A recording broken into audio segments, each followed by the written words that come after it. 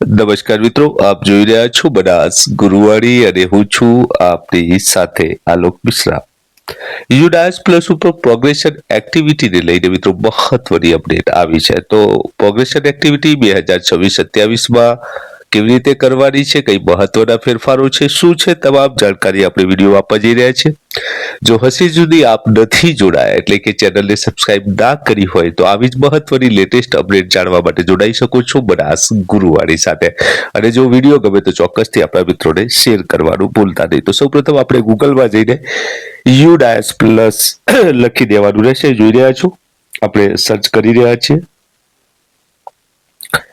Website open થઈ ગઈ છે। એમાં આપણે લોગિન મેનુમાં જવાનું રહેશે। ઓલ મોડ્યુલમાં એમાં આપણું અહીંયા સ્ટેટ સિલેક્ટ કરી દેવાનું રહેશે અને ગો ઉપર જવાનું રહેશે।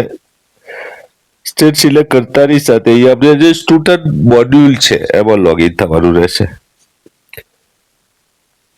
અહીંયા આપણી જે યુઝર આઈડી અને પાસવર્ડ જે હોય શાળાનો એ નાખી દેવાનું રહેશે અને અહીંયા જે કેપ્ચા કોડ છે એ આપણે એન્ટર કરવાનો રહેશે।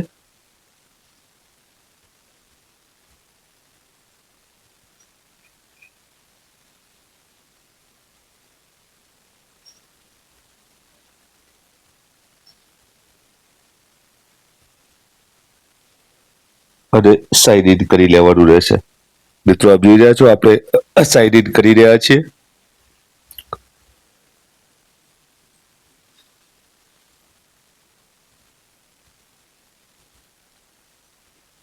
હવે આપ જ્યારે સાઇન ઇન કરશો સ્ટુડન્ટ મોડ્યુલની અંદર ત્યારે આવા બે ઓપ્શન આપણને જોવા મળશે। એટલે કે 25-26ની અંદર જે એક્ટિવિટી પરમિશન છે એ અહીંયા આપણને આપી દેવામાં આવી છે। એટલે કે કેટલાક મહત્વના જે એડ સ્ટુડન્ટ ક્લાસ એલાઉડ કર્યા છે। Share student dropout box is not permitted, apart generation is allowed, only GP form save is allowed, dropout management action is allowed, MDU is allowed. તો આવા કેટલાક મહત્વની જે એક્ટિવિટી છે આપણે કરવાની છે એને એલાઉડ કર્યા છે। તો આપણે જે 26-27ની અંદર સિલેક્ટ કરીને જવાનું રહેશે। તો એ જોઈ રહ્યા છો, કરંટ યર આપણે કરીને આવી જઈશું। હવે તમામ જે ડિટેલો અહીંયા ખુલી જશે અને આપણે ક્લોઝ કરી દઈશું આપણી કક્ષાએથી।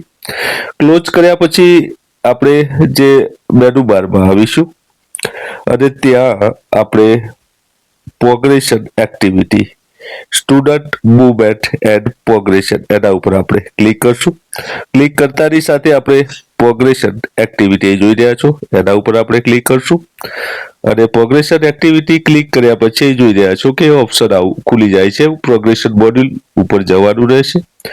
જતાની સાથે અહીંયા આપણે બાલવાટિકાથી લઈને ધોરણ 12 સુધીના વિદ્યાર્થીઓ આવી જાય છે। એટલે આપણે સૌપ્રથમ બાલવાટિકાથી શરૂઆત કરશું અને એ સિલેક્ટ કરીને આપણે ગો ઉપર જઈશું। મિત્રો ગો ઉપર જતાની સાથે તમામ ડિટેલો આપણને અહીંયા ખુલી જશે।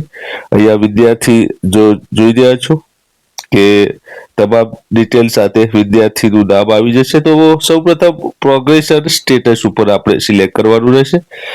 તો અહીંયા પ્રમોટેડ વિથઆઉટ એક્ઝામિનેશન બાલવાટિકા છે એટલે અહીંયા એના ટકાવારી આપણે લખવાની થતી નથી। નંબર ઓફ દિવસો એટેન્ડ આપણે અહીંયા લખી દેવાના રહેશે અને સ્ટડીંગ ઇન સેમ સ્કૂલ એટલે કે આ શાળામાં ભણતા હોય તો આ શાળા પસંદ ટિક માર્ક કરી દેવાની રહેશે અને ટીસી લઈને ગયા હોય તો ટીસી ઉપર તો અહીંયા મારી શાળામાં જ ભણે છે એટલે હું કરી દઉં છું।